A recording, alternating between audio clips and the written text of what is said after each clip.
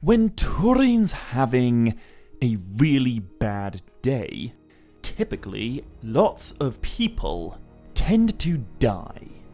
Sometimes it's lots of orcs that end up dead, sometimes it's lots of Morgoth worshipping men, and sometimes it's lots and lots of innocent people. In this video, it's gonna be all of the above. In this video, we are going to see Túrin's lowest low, his darkest day so far.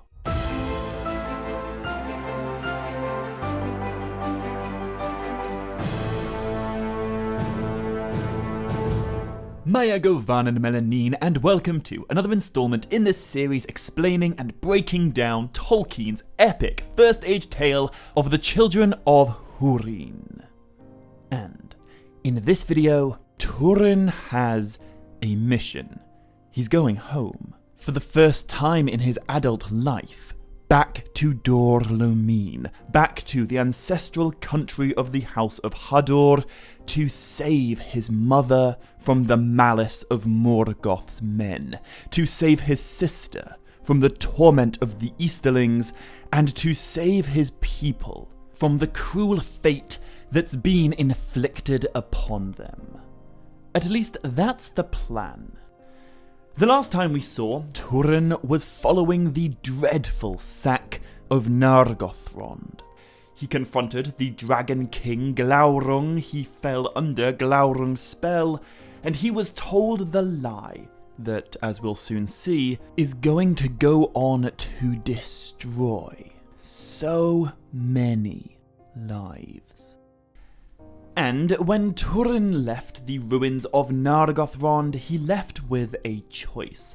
Either hunt down the marauding orcs and rescue Princess Finduilas and the rest of Nargothrond's captives, or return to Dor Lomyn to rescue his people and to take vengeance upon the Easterlings. It's a dreadful choice, but as we all know, Túrin chooses family. He hastens through the desolation of the dragon, heading directly towards his home and away from Finduilas. Now, there are myriad reasons why Túrin is not having a good time right now, but among all of the other awful things going on, it's also really cold. The events of this entire video are going to take place over a single winter. A brutally cruel winter remembered in the histories of Beleriand as the Fell Winter, where snow fell ere autumn was past, and spring came late and cold. But because Túrin is, well, Túrin, the coming of the Fell Winter barely even slows him down. He journeys 40 leagues without pause. That's about 100 miles or 160 kilometers, not much less than the entire length of Wales, by the way. And it's not until he comes to the healing pools of Easterlings that Túrin finally rests. But now, Easterlings is no longer a place of respite and remedy. Just before his conquest of Nargothrond, Glaurung the dragon defiled these wonderful waters, and he left the land desolate. The trees were burned or uprooted, and the stone marges of the pool were broken, so that the waters of Húrin strayed and wrought a great barren marsh amid the ruin, and a reek of decay lay like a foul mist upon the ground. And during this fell winter, these broken pools of Easterlings are now also frozen over, and thus they are impossible for Túrin to drink from. There is now no rest or healing to be found in this once wonderful place. What there is, however, is memory, and the anguish these memories bring. The first time Túrin ever came to Easterlings, it was with his newfound friend, Prince Gwyndor. And Prince Gwyndor was, of course, at the time betrothed to Princess Finduilas. And the name that he gave to Princess Finduilas was Firelivrin, which means the gleam of the sun upon the pools of Ivrin. This place is intimately associated with Finduilas, and yet the only reason Túrin is here right now is because he didn't choose to save her. As Túrin journeyed north, ever it seemed to him that he heard the cries of Finduilas, calling his name by wood and hill, and great was his anguish. Out of love for Morwen and Nienor, and also out of horror at the thought of orcs and Easterlings burning the house of Húrin and tormenting the people of Hador, he stays on course. But not gladly.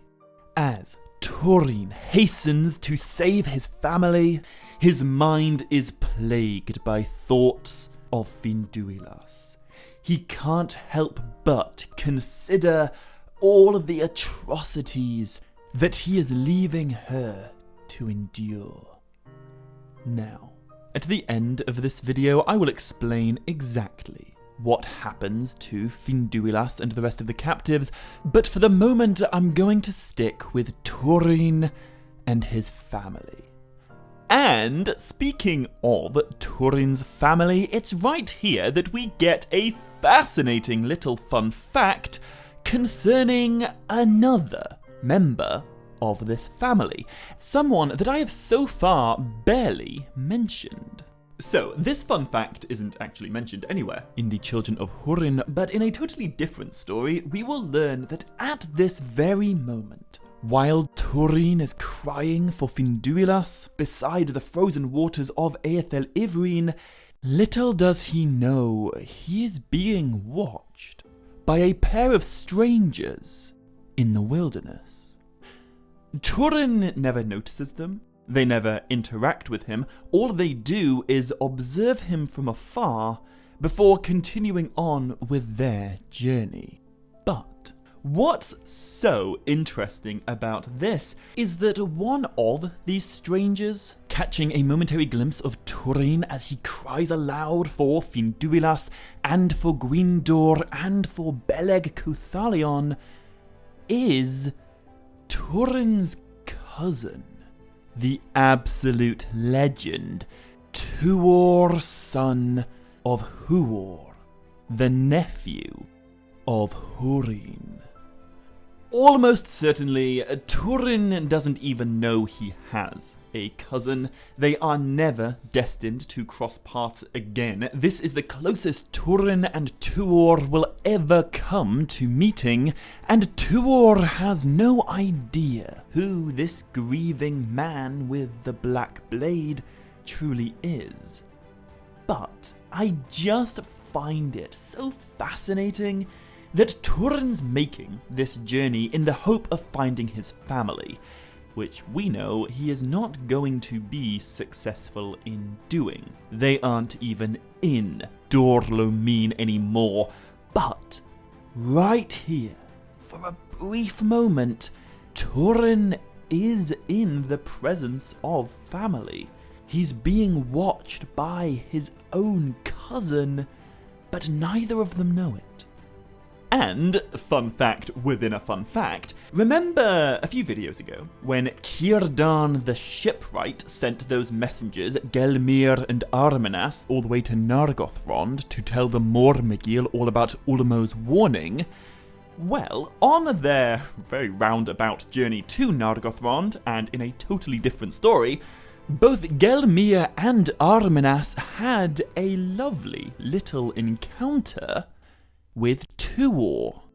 They obviously didn't know that this delightful young man of the House of Hador was in fact the cousin of the somewhat less delightful Mormegil, But I think Tuor's tiptoeing around the edges of this story is a great reminder that whilst the children of Húrin are doing their thing, there are other stories playing out in parallel, and one of them, potentially the most epic of them all, is starring the nephew of Húrin. Now, Tuor is an absolutely amazing character. I will talk a lot more about him in future series, but right now, he is heading east, and Túrin is heading north. And honestly, I really do think it's best for everyone that neither cousin ever does interact with the other. Túrin has a quest that will lead him to the Easterlings of Dor Lomine, and Tuor has a quest of his own that is eventually going to lead him to the secret city of Gondolin. But I'll get to that in good time. Right now, we're going to stay with Túrin and follow him as he passes over the snowbound mountains of Shadow and down into the land of Dor Lomine. For the first time since he was 8 years old, Túrin has come home. But now he is a man grown. He's 31, and he's ready for his retribution. Upon returning to the lands of his childhood, Túrin finds them bleak, bare, and far more barbaric than he remembers them. He pulls his hood over his head and walks warily and silently along familiar paths until he comes at last to the place he's been seeking, the house of his father and of his mother, the house in which the children of Húrin spent their childhoods, and the home which, by rights, Túrin should have inherited and ruled from, alongside his mother and his sisters. But when Túrin arrives at his family's home, he finds no sign of Morwen or Nienor. He finds no sign of anything, only brutality. The house stands empty and dark, and when Túrin sneaks inside, he sees that everything has been plundered by the Easterlings. All valuables and possessions are of course looted, but so too are the servants, the people who kept the Lord's house. Now they are either beggars, slaves, or exiles. Not even a dog was left untouched. Not too far from Húrin's abandoned house stands the new house of Dor Lomine's current chieftain, Brodda, the Lord of the Easterlings. And it's to Brodda's house that Túrin heads after leaving what remains of his own. And I think it's really important to point out, at this moment in the story, Túrin really is hanging on by a thread. His mind is consumed by grief over Nargothron's fall, guilt over Finduilas's fate, fear for his mother and his sister, and hatred towards the cruelty of the Easterlings. The lingering malice of Glaurung's dragon spell still poisons his thoughts, and yet Túrin's suffering right now isn't even limited to the psychological. He's been traveling alone for over 100 miles through perils and hardships and bitter, bitter cold. And now that he's finally reached his destination and found his family home ransacked, ruined, and forsaken, weariness overwhelms him. So, disguising his true identity, Túrin comes to the great hall of Brodda, spent with wandering and grief, and he asks for shelter, broth, and a seat beside the fire. Now, as you surely already know, Brodda is the worst. But, luckily for Túrin in this moment, he's also a pretty inattentive ruler. And due to Brodda's despicable actions 23 years ago, his house is now also a home to the woman he forcibly took to be his wife, the Lady Húrin, a kinswoman of Húrin's, a friend of Morwen's, and a protector of the most vulnerable people in Dor Lomine. And even in these dark days of Easterling occupation, some of the kindlier manners of old were still kept there by Húrin. So, her servants welcome Túrin into Brodda's great hall, though none of them know who he really is, and he takes a seat beside the fire among a few other vagabonds, as grim and wayworn as he. And immediately Túrin asks these vagabonds for news of the land. But Túrin obviously asks this question in his mother tongue, the language he's been speaking all story, Sindarin. But under Easterling occupation, the Elvish language has become a language of serfs and slaves and foes.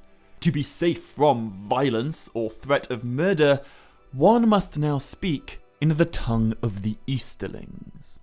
After Túrin asks his question, the eldest of the vagabonds comes near him and speaks low in his ear. He says, "If you must speak the old tongue, master, speak it softer. Would you be beaten for a rogue, or hung for a spy?" Túrin lowers his voice, and he tells the old vagabond he once knew of a lady in these lands called Morwen. He asks what's become of her, and the vagabond tells him the sad story of all the hardship Morwen has suffered since the Easterlings conquered Dor Lomine. He tells Túrin about Morwen's daughter, the child, Nienor, and he tells him how terrified Brodda's people were of the witch wife. And he reveals that if not for the kindness and sacrifice of Lady Húrin, both Morwen and Nienor would most likely have starved. Surely, this cannot have been easy for Túrin to hear. But before he can totally lose his mind, he has one more question to ask. Where are Morwen and Nienor now? Are they enslaved? Or are they dead? But the answer to this question is unknown.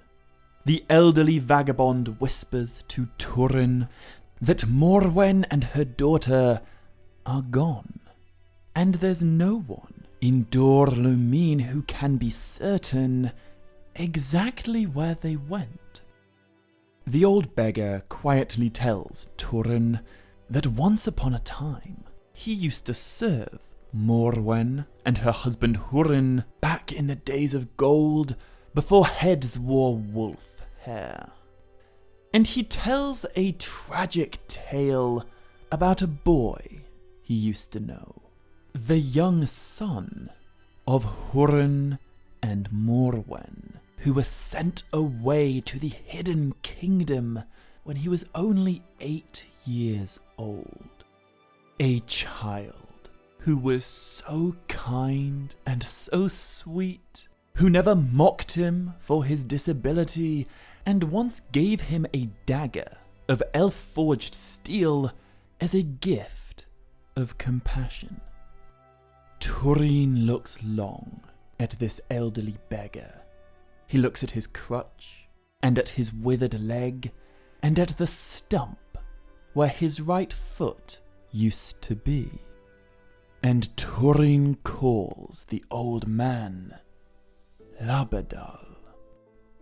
Thus it was that the grown-up son of Húrin is revealed in secret to his oldest friend, to his very first companion, Sador the Carpenter, whom Túrin used to call Hopperfoot, or in the Sindarin tongue, Labadal.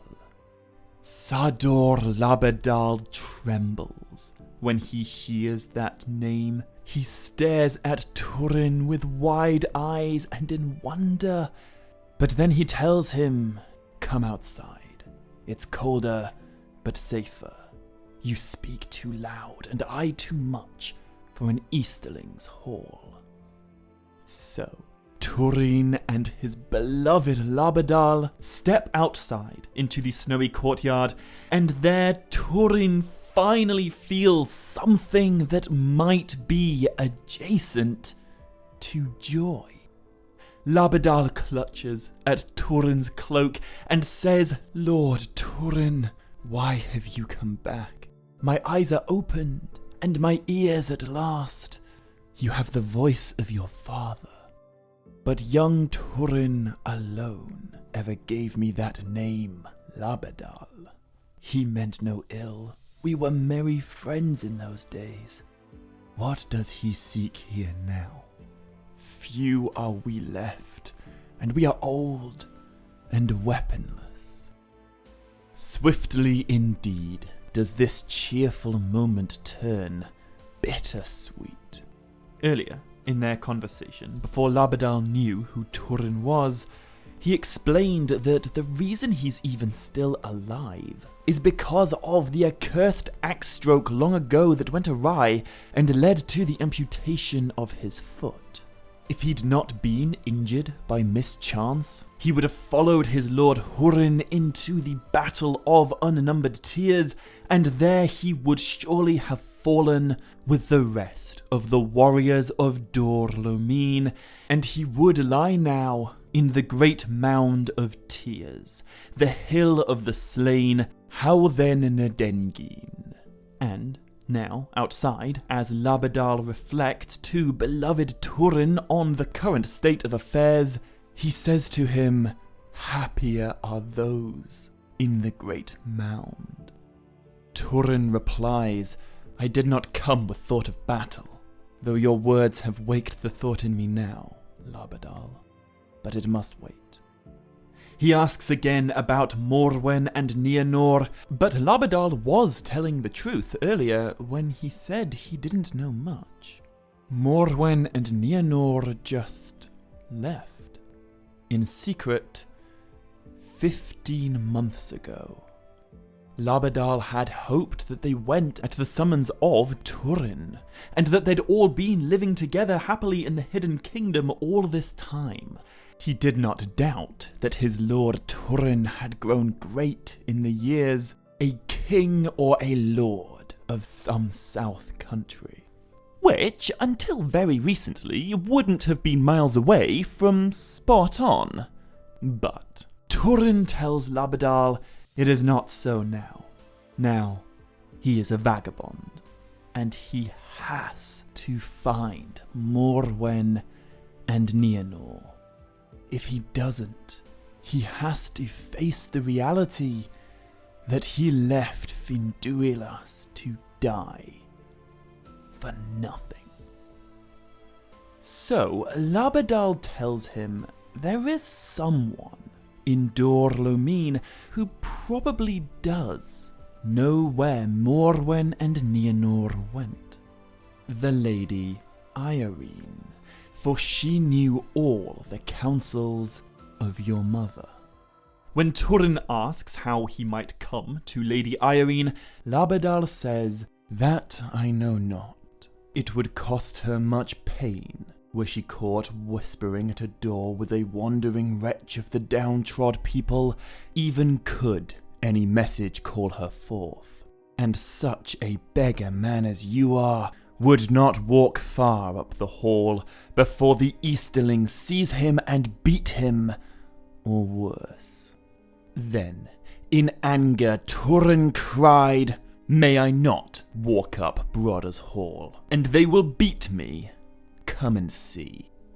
Thereupon, he went into the hall, and cast back his hood, and thrusting aside all in his path, he strode towards the board where sat the master of the house and his wife, and other Easterling lords. Then some rose to seize him, but he flung them to the ground, and cried, "Does no one rule this house, or is it an orc hold rather? Where is the master?" That escalated so fast, Túrin. A paragraph ago, you were hanging out in the snow with your childhood best friend. Now you are all up in Broder's face, in his hall, thrusting Easterlings to the ground and calling their house an orc hold. I don't think that's what Labadal meant when he suggested, it might be a little bit of a challenge to send a subtle message, calling the Lady Húrin forth. Just because that might be a little bit tricky does not mean this is a good idea.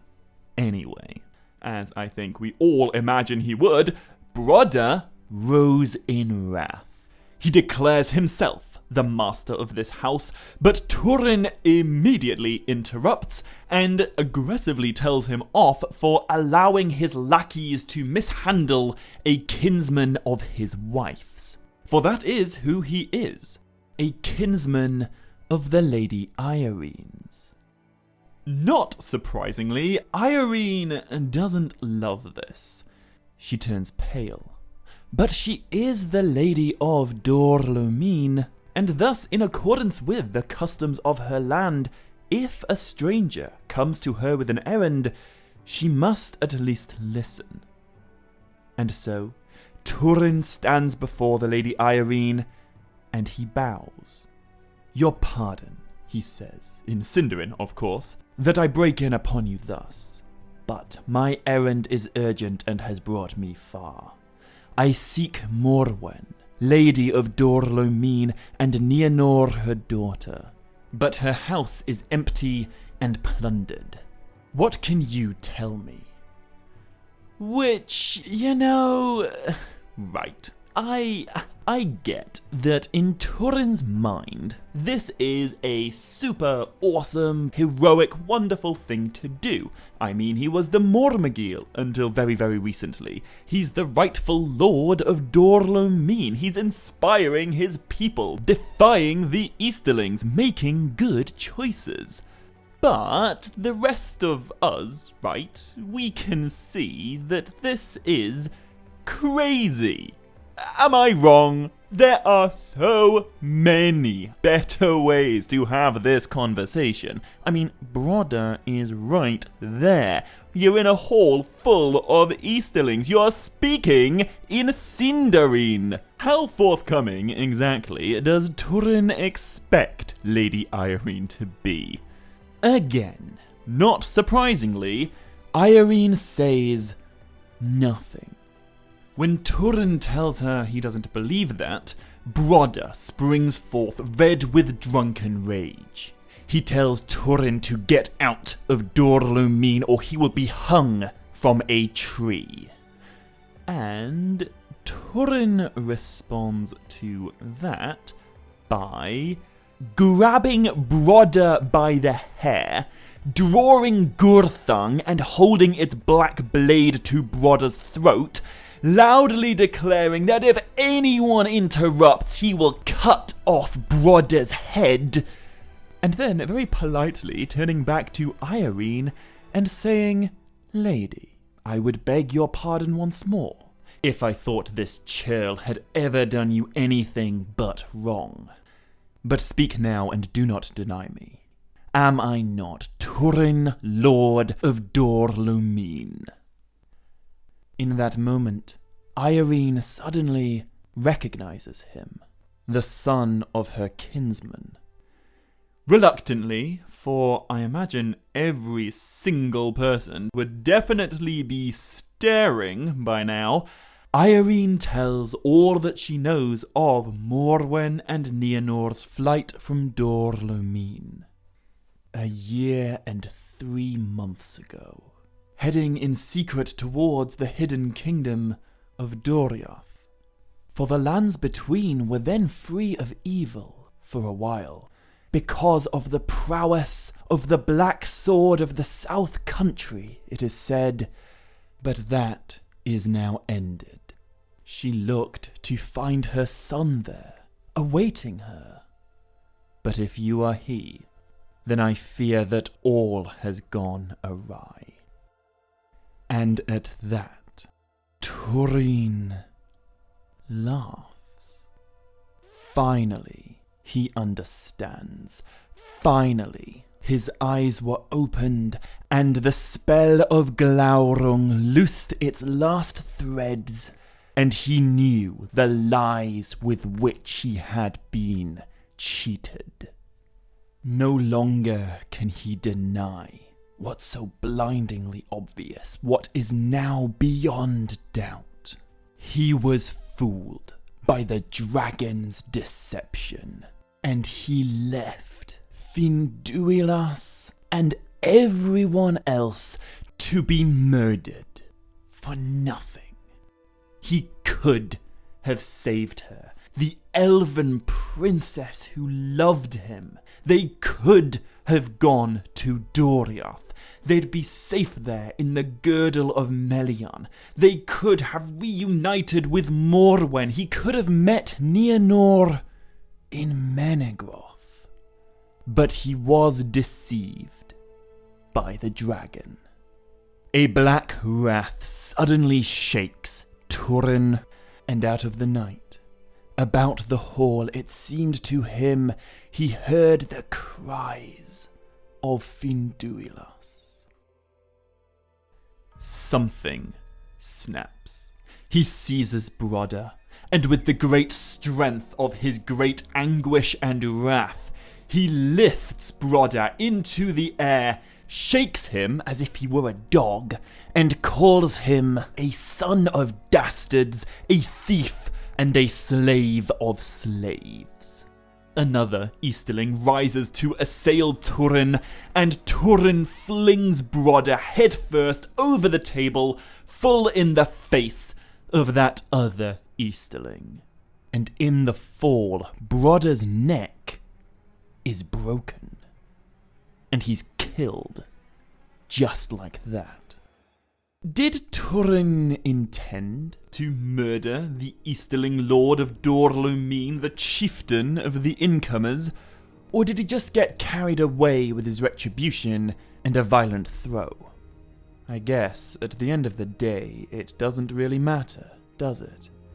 Brodda is dead, and now the Easterlings are at war. Túrin leaps down and kills 3 more as they cower, caught weaponless. The rest of the Easterlings all draw their blades and they come at Túrin. He readies Gurthang, but suddenly an absolute uproar erupts in the hall. Many of the Easterlings are suddenly set upon by their own slaves, their tamed servants, the elder people of Dor Lomine, who now rose with shouts of rebellion, followed by great fighting in the hall. The former thralls arm themselves with meat knives, and they take vengeance upon their former masters. Many Easterlings are swiftly killed, but many men of Dor Lomine are swiftly killed also. For what can cooking knives do against swords and daggers? Túrin leaps down among them, slaying Easterling after Easterling after Easterling with his black blade. The fighting does not end until Túrin has killed every last Easterling remaining in Brodda's hall. Then he rests in silence. The fire of his rage turns to ash, and he looks about at the slaughter surrounding him. He looks down and sees Labadal crawling towards him, but wounded to the death. He falls at Túrin's knees and says, "It was long to wait for this hour, but now go, Lord, go, and do not come back. They will raise the land against you. Many have run from the hall. Go, go, or you will end here. Farewell." And with that, Labadal slips down and dies at Túrin's feet. Sador Onefoot was a good guy. He had a hard life, but he was kind to a child in need. When Túrin was only 5 years old, his little sister, Lalaith, was killed by Morgoth's evil breath, the sickness that came out of Angband. And while his parents were mourning their loss, it was Labadal who took care of the child. It was Labadal who carved Túrin figures and toys out of wood. It was Labadal who told him the stories he loved most of all. And it was to Labadal that Túrin gifted an elvish dagger on his own 8th birthday. Their friendship was such a lovely, wholesome thing, and yet this is where it ends, in the blood-soaked hall of Brodda the Easterling. Eventually, the silence is broken by the Lady Húrin. He speaks with the truth of the dead. She says to Túrin, "You have learned what you would. Now go, swiftly. But go first to Morwen and comfort her, or I will hold all the wrack that you have wrought here hard to forgive. For though my life was ill, you have brought death to me with your violence. Rash are your deeds, son of Húrin, as if you were still but that child that I knew." Túrin doesn't try to argue. He says only, "You were made for a kinder world, Húrin, Indor's daughter, as it was when I called you aunt. But come away. I will bring you to Morwen." Now, for reasons that I think are fair enough, Húrin declines Túrin's offer. She's not a young woman anymore, and the snow lies deep upon the ground. Also, Túrin's decision-making has been a little bit questionable today. She says to him, "I should die as soon in the wild with you as with the brute Easterlings. You cannot mend what you have done. Go. To stay will make all the worse, and will rob Morwen to no purpose." To stay will make all the worse. Have truer words ever been spoken about Túrin? Húrin basically just summed up the whole story with that sentence. He tries so hard to do the right thing. He wants so hard to be a hero, and he is so close so many times. But so many times, Túrin makes things so much worse. Dorlomin is so much worse than it was before Túrin got there.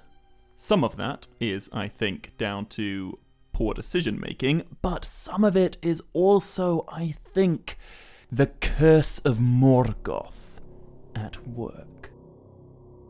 And so, Túrin bows low to the Lady Húrin, and he turns and he leaves the Hall of Brodda and the dead behind him. But he does not leave Dor-lómin alone. Of the rebels in the hall who'd taken up arms and survived the fight against the Easterlings, all of them, who still had strength, followed Túrin up into the mountains, fleeing from the vengeance of the Easterlings. But it's right here that we get an astoundingly rare piece of good fortune. The fell winter that's made Túrin's journey up to Dor-lómin so awful is actually helping to cover their escape.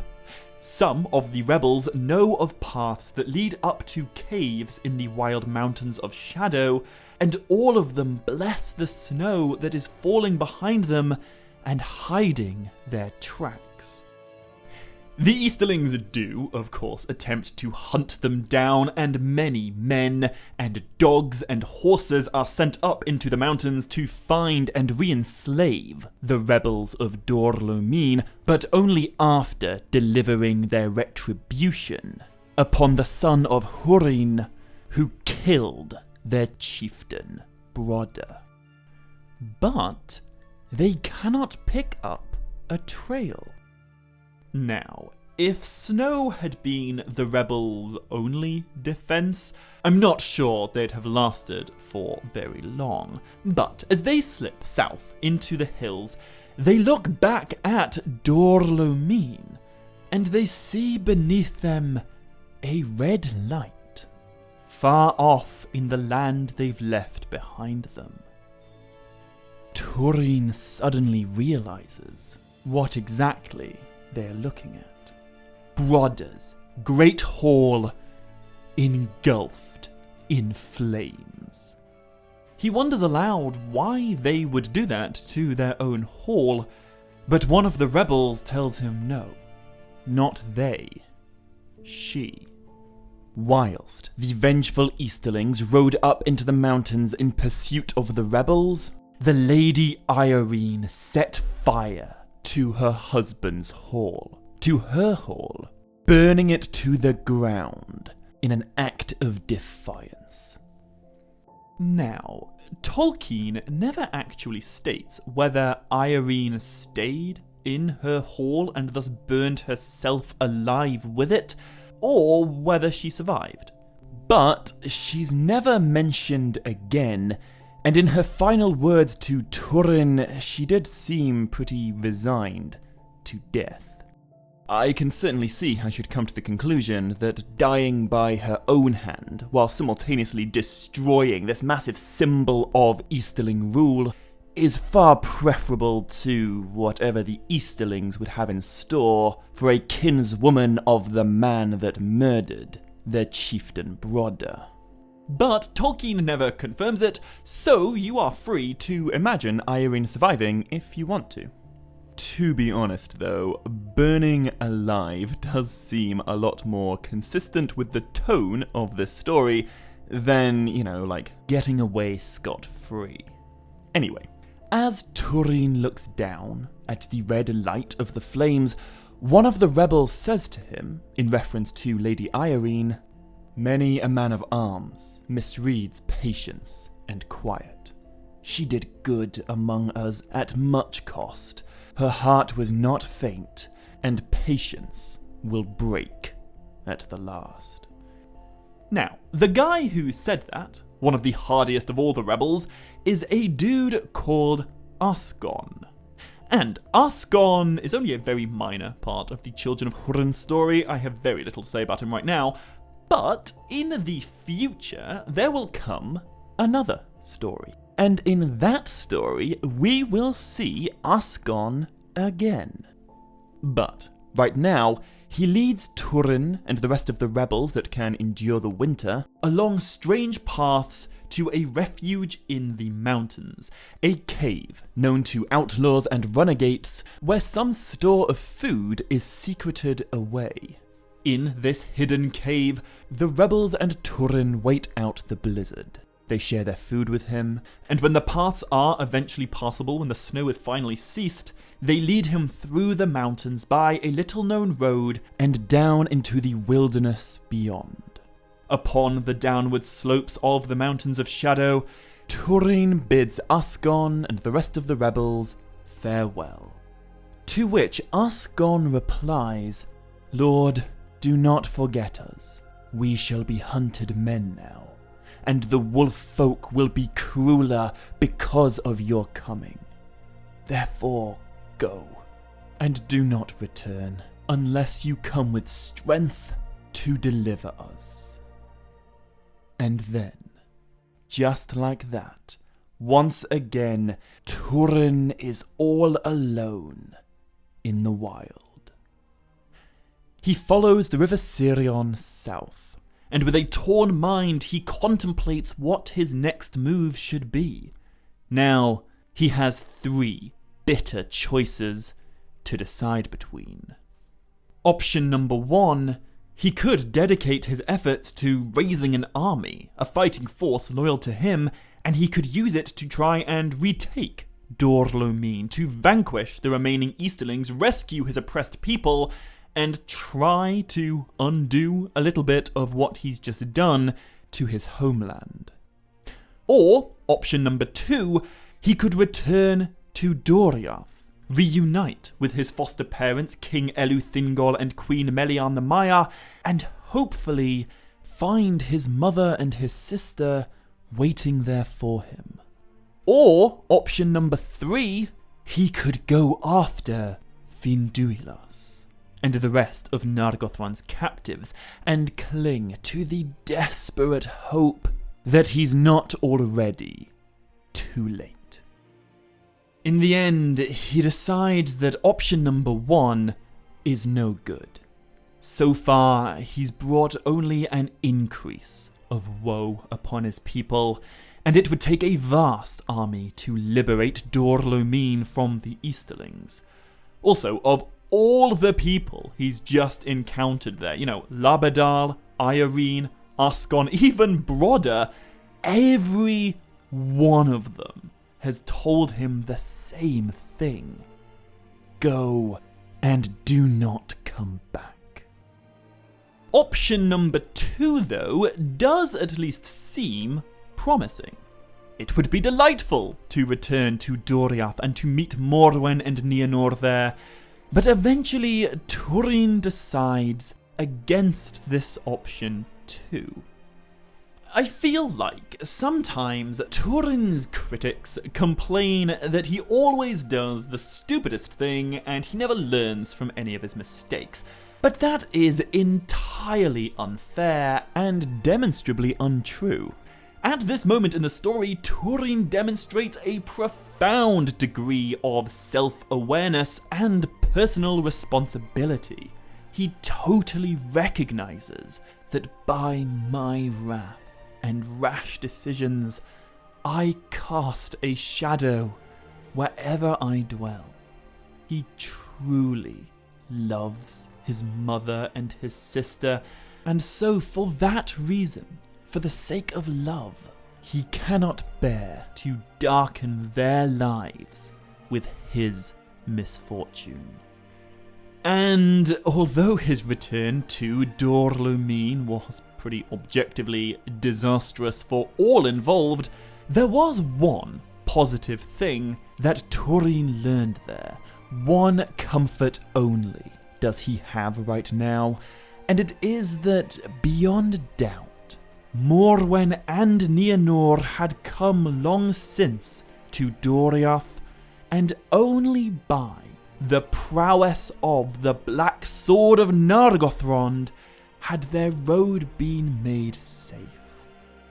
Not everything Túrin does is a total disaster. It could be argued that he's already saved his mother and his sister from the hardship of the Easterlings, He saved them 5 years ago when he adopted the identity of the Mormegil. And so, just like with his cousin Tuor, perhaps the best thing Túrin could do to protect his family is not interact with them. And I would actually hold this a pretty selfless motivation, especially considering how much Túrin is hurting right now, and how much he could use some care and comfort from loved ones. But in the end, Túrin decides it would be best for both Morwen and Nienor to be left in peace, unshadowed by his presence in their lives. Now, if you saw the last video, then you will know that neither Morwen nor Nienor are destined to stay. In Doriath, they're going to go looking for Túrin, and in so doing, they're going to lose everything. But don't let that undermine what I just said. There's no way he could know that. Túrin is, in this moment, motivated by a selfless desire to protect his loved ones from the suffering that he is resigned to enduring himself. And so, we come to option number 3. Save Finduilas. Salvage something positive from the unbelievably negative debacle that's followed his departure from Nargothrond.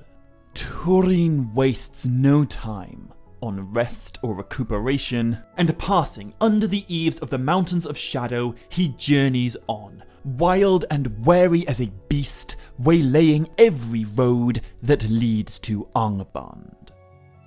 But the tracks left by the orcs are gone, long since washed away by a fell winter's worth of rain and snow. Whilst midwinter comes and goes, Túrin hunts, and he hunts, and he hunts this part of the world, desperately searching for any sign of any enemy that might lead him back to Finduilas, to redemption, to the man he used to be. But it is in vain.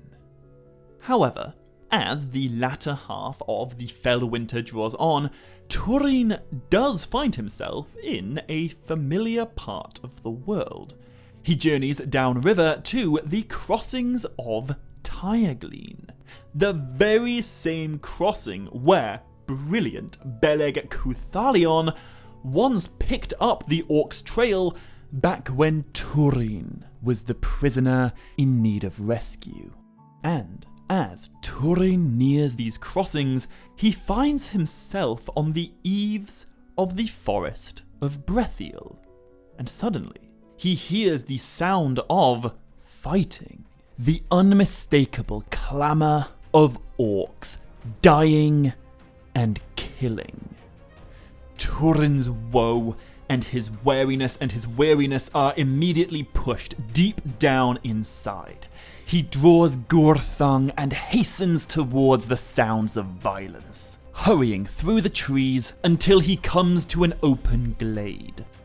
And there, he finds a small band of men, woodsmen, natives of Brethiel, surrounded by a much larger warband of orcs. The woodsmen have their backs to a knot of trees, and so escape is impossible. They defend themselves fiercely, but the orcs are just too many, and there is little hope of survival. Until Túrin intervenes. Very cleverly, I must say, Túrin does not show himself immediately. Instead, he makes a great noise of stamping and crashing, and then he cried commands in a loud voice as if leading a company of warriors into battle. Immediately, the orcs look to the trees in dismay, and they panic.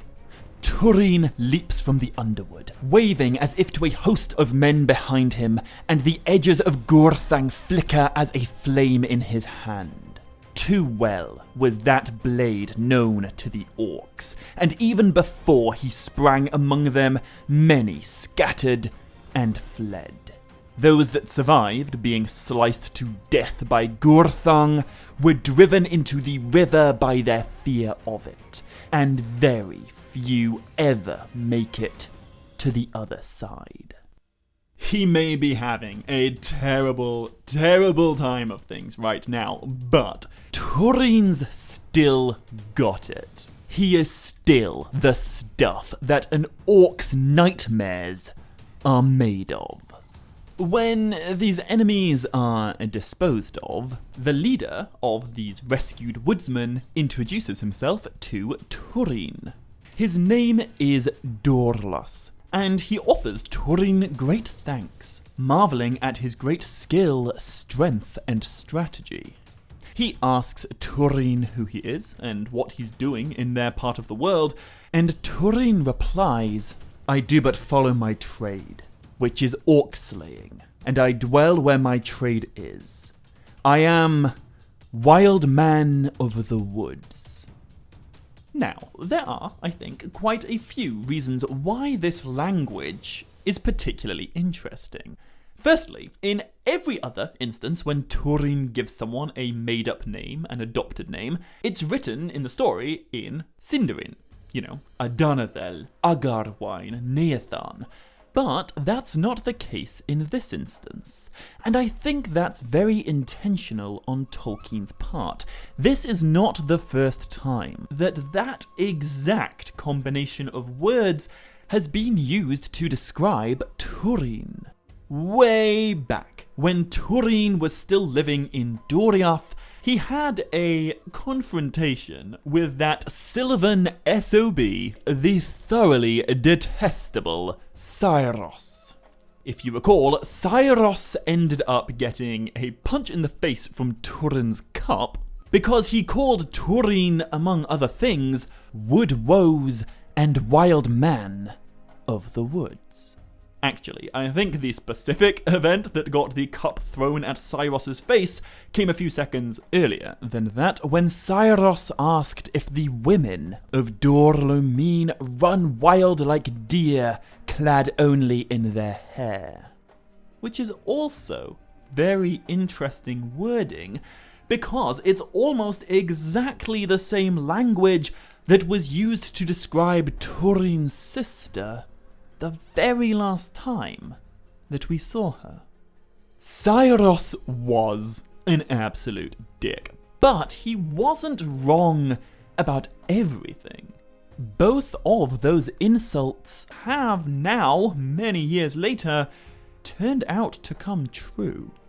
Also, although this word isn't used anywhere in The Children of Húrin, if this were real life, then our elf friend characters, the men of the Edain, would be speaking all their dialogue in Sindarin. It is true, the people of Haleth did have their own language that they typically used, but Túrin's first language would be Sindarin. And the Sindarin word for wild man, and the Sindarin word for wood woes, it's the same word, is Druedan.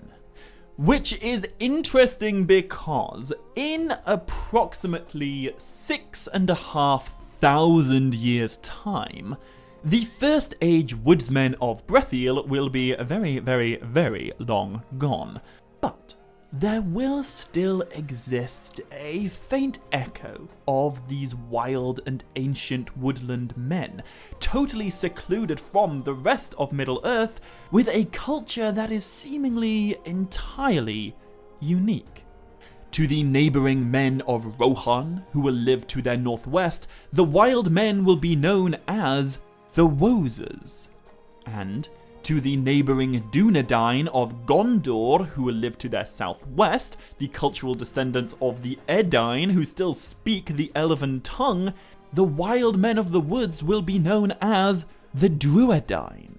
And they are an important part of the Lord of the Rings. It's thanks to them that the Riders of Theoden are able to get to the Battle of Pelennor Fields in time. They're still going strong as a totally independent, isolationist nation of men in the early Fourth Age. Cultural descendants of the wild woodsmen of the House of Haleth in the Elder Days, bearing a name that was once given to Túrin in scorn when he was only 20 years old, and a name that Túrin, son of Húrin, used to introduce himself to the woodsmen of Brethiel the very first time he encountered them. Túrin tells Dorlas that he has a grievous errand. He must find the Princess Finduilas, daughter of King Ordreth, or at least he must find news of her, though it's now been many weeks since she was taken from Nargothrond. And at that, Dorlas looks upon the wild man with great pity, for he knows where Finduilas is. The orcs that drove her and the rest of the captives took them north from Nargothrond onward to Angband, following the north-south road towards the crossings of Tyrgleen and the eaves of the forest of Brethiel.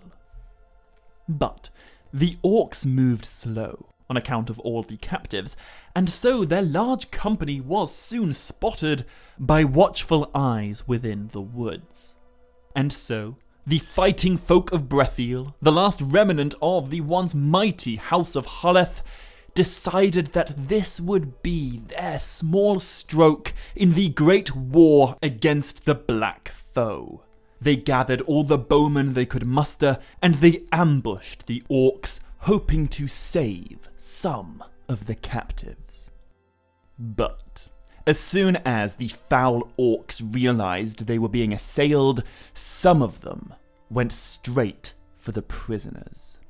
They went for the women first, slaying them, butchering them, not because of any sound strategy, but simply to rob the woodsmen of any joy from their victory. But the princess, the golden lady Finduilas, daughter of the house of Finarfin, they did not slay her swiftly. They didn't cut her throat or behead her. Instead, they impaled her upon a spear. They fastened her to a tree with it, and they left her there to die slowly. When Túrin hears this news, his grief is like a mortal wound. He asks Dorlas how he knows of this, and Dorlas tells him he was there. He was among those bowmen ambushing the orcs. And when the orcs were all slain or scattered, Dorlas was the one who found Finduilas. He was the last person ever to speak to her before she died.